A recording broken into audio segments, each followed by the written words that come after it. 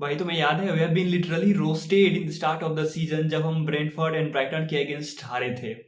हाँ, वो हार बहुत बुरा था, बट जिस तरह से हमारा मजाक उड़ाया गया था उस वक्त, वो हार से भी बहुत बुरा था। And now we are here जहां हम प्रीमियर लीग के टॉप 5 में से 3 टीम को हरा चुके हैं। हाँ, आर्सेनल एंड लिवरपूल के अगेंस्ट जीत उतना कन्विंसिंग नहीं था, वहां हम लोग भी कुछ गलतियां करे थे, कुछ लैग कर रहे थे। बट आज के मैच में स्पर्स के अगेंस्ट पूरा कन्विंसिंग जीते हैं। हम कह सकते हैं कि एक वन साइडेड मैच था, कभी भी स्पर्स कंटेस्ट में नहीं दिखा था। एंड आगे अब क्या ही बोलो आपकी, और इसका सारा श्रेय, मैं सारा तो नहीं बट स्टिल आई थिंक कि ten Hag is the man जो मैन यूनाइटेड को एक फिर से ट्रैक पर ले जाएगा जहां हम बिलोंग्स करते थे, जहां से हम स्लीप कर चुके हैं। आई थिंक कि फिर से टेन हैग मैन यूनाइटेड को वहां ले जाएगा, क्योंकि आप देखो फ्रेड के परफॉर्मेंस में इंप्रूवमेंट दिख रहा है धीरे धीरे। मैक्टोमिनी में ऑलरेडी दिख रहा है धीरे धीरे। दालोट स्टार्टिंग कर रहा है स्टार्टिंग सीजन से ही। एंड राफा कंटिन्यू कर रहा है। मार्टिनेज, सारा अच्छा परफॉर्मेंस आ रहा है। तो let's begin the video and बात करते हैं मैच के बारे में।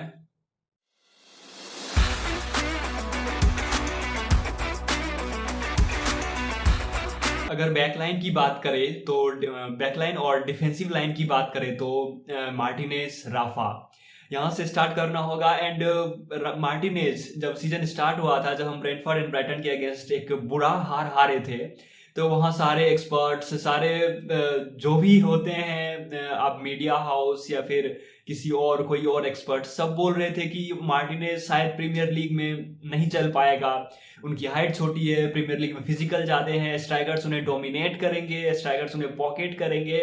बट आज देखो हम कहाँ हैं। आज वो बंदा लिटरली हैरी केन को चलने नहीं दे रहा है, हैरी केन को बॉल छूने नहीं दे रहा है, और अपने परफॉर्मेंस से उन्होंने सबको गलत प्रूव किया। और दूसरे अगर सेंटर बैक की बात करें तो राफा, उसके बारे में तो खैर ज़्यादा बोलना क्या ही बोले, वो रियल मैड्रिड में हम देख ही चुके हैं कि वो क्या करते आया है। एंड अब वो मैन यूनाइटेड में भी कर रहा है।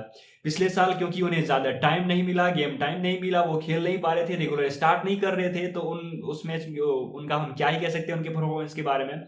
बट अब जब उन्हें टेन हैग के मैनेजिंग में, टेन हैग के प्रेजेंस में जब उन्हें गेम टाइम मिल रहा है, उन्हें स्टार्टिंग करने का मौका मिल रहा है, तो आप देख सकते हो कि कितना इम्प्रेसिव परफॉर्मेंस आ रहा है। और मार्टिनेज एंड राफा दोनों मिलकर लिटरली यार हैरी केन एंड ह्यूमिन सन, आप समझ सकते हो कि Harry Kane one of the best strikers in the world अभी है, और ह्यूमिन सन वो भी कोई एरा गैरा प्लेयर नहीं है। ही दोनों का डुओ एक लेथल डुओ है, सन और केन का। और उन दोनों को लिटरली मार्टिनेज और राफा ने एक तरह से मानो तो एक प्रॉपर वे में बॉल टच नहीं करने दिया गया पूरा मैच में उन दोनों को। ह्यूमिन सन तो थोड़ा दिखे भी बॉल पे, बट हैरी केन मुझे नहीं लगता कहीं भी दिखे प्रॉपर रूप से बॉल टच करते हुए। तो आप सोच सकते हो कि हमारी बैकलाइन कितना अच्छा काम कर रहा है। और आप फिर फुल बैक और की बात करो, राइट बैक और लेफ्ट बैक की, तो डियागो डालोट एंड ल्यूक शॉ, ये भी इनका भी परफॉर्मेंस गजब का आ रहा है। अगर डालोट की बात करें तो इनका भी राफा के जैसे सेम बात है कि पिछले सीजन गेम टाइम नहीं मिल रहा था, कुछ ज़्यादा स्टार्ट नहीं कर पा रहे थे, और जब वो स्टार्ट कर रहे हैं अब इस सीजन में तो अच्छा परफॉर्मेंस कर रहे हैं। उनका पास एक्यूरेसी सही है, टैकल जीत रहे हैं कुछ, एंड एक काम जो होता है मेनली राइट बैक का, वो अपना प्रॉपर वे में कर रहे हैं। एंड राइट विंग को असिस्ट कर रहे हैं वो। हम देख रहे हैं कि मैच में एंटनी और डियागो डालोट का कॉम्बिनेशन बहुत अच्छा दिख रहा है। और फिर अगर दूसरे फुल बैक की बात करें, लेफ्ट बैक की, ल्यूक शॉ की, स्टार्टिंग जब सीजन स्टार्ट हुआ था तो वहाँ टेरर मलेशिया स्टार्ट कर रहे थे और ल्यूक शॉ को बेंच पे बिठाया जा रहा था। बट जब से इंटरनेशनल ब्रेक खत्म हुआ है, Luke Shaw is on another level. आप लोगों को याद होगा कि इंटरनेशनल ब्रेक पे ल्यूक शॉ ने इंग्लैंड के लिए एक गोल भी लगाया था। एंड उसके बाद उनके परफॉर्मेंस में आई थिंक कि एक बहुत अच्छा इंप्रूवमेंट आया है। और वो ब्रूनो के असिस्ट नहीं कहा जाता उनको, ब्रूनो के पास पे वो शॉट याद होगा जो कि गोलकीपर ने सेव किया था। अगर गोल होता वो तो कितना लाजवाब गोल होता, और गोल नहीं भी हुआ फिर भी शॉट कितना लाजवाब था वो। तो आप लोग देख सकते हो कि हमारा फुल बैक भी परफॉर्म कर रहा है, दोनों full back, right back and left back दोनों, और दोनों सेंटर बैक का परफॉर्मेंस कितना इंप्रेसिव हो चुका है। और अगर मिडफील्ड की बात करें तो भाई Casemiro, never doubt Casemiro, he is the leader and now he is leading our midfield. हमें हमेशा से पता है कि कैसेमीरो किस टाइप का प्लेयर है और अब वो अपना काम कर रहा है। मुझे इसमें कोई जरा सा भी शक नहीं है कि मैक्टोमिनी एंड फ्रेड के परफॉर्मेंस में जो इम्प्रूवमेंट दिखा है उसका मेजर रीजन कैसेमीरो का टीम में होना है। मुझे एक 10% भी डाउट नहीं, 1% भी डाउट नहीं है इसमें कि इन दोनों के परफॉर्मेंस में कैसेमीरो का एक बहुत बड़ा रोल है, एक मेजर रोल है। और उनके अपने परफॉर्मेंस की बात करें तो क्या ही बात करूंगे अपने परफॉर्मेंस की। वो हमें पता ही है कि वो रियल मैड्रिड में क्या कर रहे थे, कितने ट्रॉफीज जीते हैं उन्होंने रियल मैड्रिड के साथ, और किस तरह वो अपने गेम को day by day, game by game improve करते हैं। और जो आज तक वो करता आया है बंदा वही अभी भी कर रहा है, वो मैन यूनाइटेड में भी। एंड वो क्रिएटिव पासेस कर रहा है। देख लो स्टार्टिंग में जब सीजन स्टार्ट हुआ था तो हम देख रहे थे कि थोड़ा लैग कर रहे थे कैसेमीरो, और आई थिंक कि वो लैग करने का वजह था कि उनको सबसे पहला तो गेम टाइम भी नहीं मिल रहा था स्टार्टिंग में, और कहीं ना कहीं वो टेन हैग उसको जिस वे में, जिस तरीके से खिलाना चाहते थे कैसेमीरो को, शायद उस सिचुएशन को उसको अडेप्ट नहीं कर पा रहे थे स्टार्टिंग में। और कहीं ना कहीं हर किसी को टाइम लगता है थोड़ा अडेप्ट करने में, किसी भी नई टीम को, किसी भी नए एटमॉस्फेयर को, और वही शायद कैसेमीरो के साथ भी हो रहा था।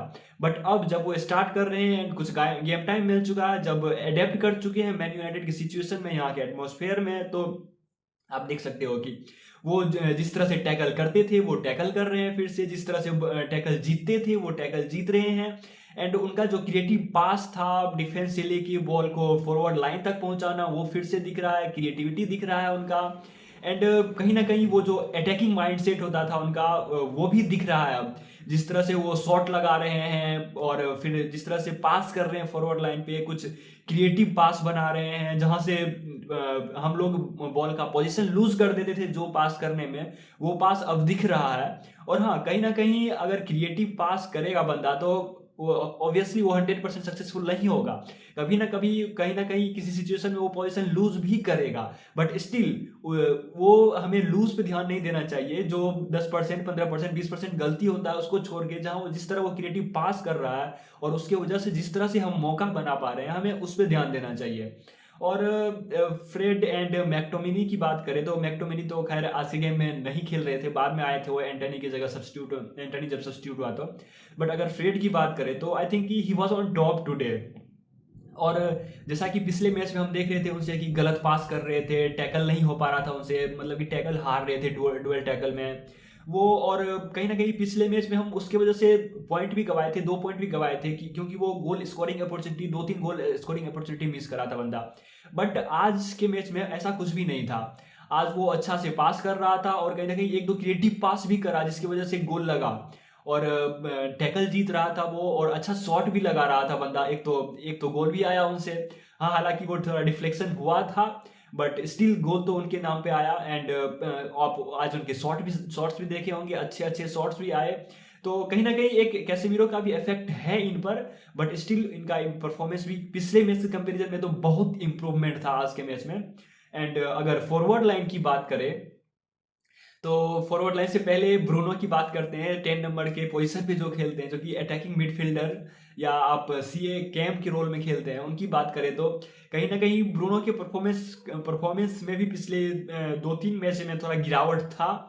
वो अच्छा परफॉर्म नहीं कर रहे थे और सब बोल भी रहे थे कि ब्रूनो को एक रियलिटी चेक देना चाहिए, एक बार बेंच करना चाहिए। But no man, he is our top man, he is top professional. और वो एक क्रिएटिव आदमी है, वो एक क्रिएटिव प्लेयर है, उनसे गलती भी होगा, जहां क्रिएटिविटी होगी वहां गलती भी होगी। बट हमें ये चाहिए कि उस क्रिएटिविटी को ज़्यादा से ज़्यादा पॉजिटिव रिजल्ट में बदले, और आज वो नज़र आया जो पिछले 2-3 मैचों में नज़र नहीं आ रहा था कि उनका जो क्रिएटिविटी है वो एक नेगेटिव वे में आ रहा था, बट आज वो पॉजिटिव वे में आ रहा था। एंड एक गोल भी लगाया उन्होंने, और दूसरा गोल भी हो सकता था बट नहीं हुआ अनफॉर्चुनेटली, क्योंकि वो ऑफ साइड दिया गया। एंड उनके पासेस की बात करें तो आज सही था। और फिर क्रिएटिविटी तो मैं बात कर ही चुका हूँ, और टैकल तो खैर वो फॉरवर्ड पोजीशन में रहते तो ज़्यादा टैकल की बात नहीं करे, बट स्टिल उनका टैकल भी बहुत अच्छा था।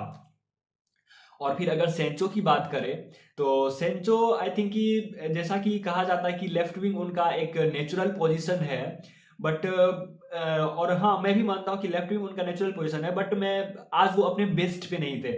आई थिंक कि इससे अच्छा परफॉर्मेंस उनका पिछले मैच में न्यूकासल के अगेंस्ट था। एंड और मुझे आई थिंक कि इससे प्रॉब्लम नहीं होना चाहिए किसी को भी। हाँ थोड़ा और बेटर होगा इम्प्रूवमेंट उनमें, पता है हमें। और वो इससे अच्छे प्लेयर हैं, जो जिस तरह वो परफॉर्मेंस कर रहे हैं, जितना वो परफॉर्मेंस आ रहा है उससे उससे अच्छे प्लेयर हैं। और मुझे उम्मीद है कि वो इसमें इम्प्रूवमेंट लाएगा बंदा, और टेन हैग के प्रेजेंस में और वो उनके परफॉर्मेंस में और थोड़ा इम्प्रूवमेंट आएगा। और कहीं ना कहीं उसके बाद जब थोड़ा सेंचो के परफॉर्मेंस इम्प्रूवमेंट आएगा और एंटनी, फिर डुओ लेथल हो जाएगी।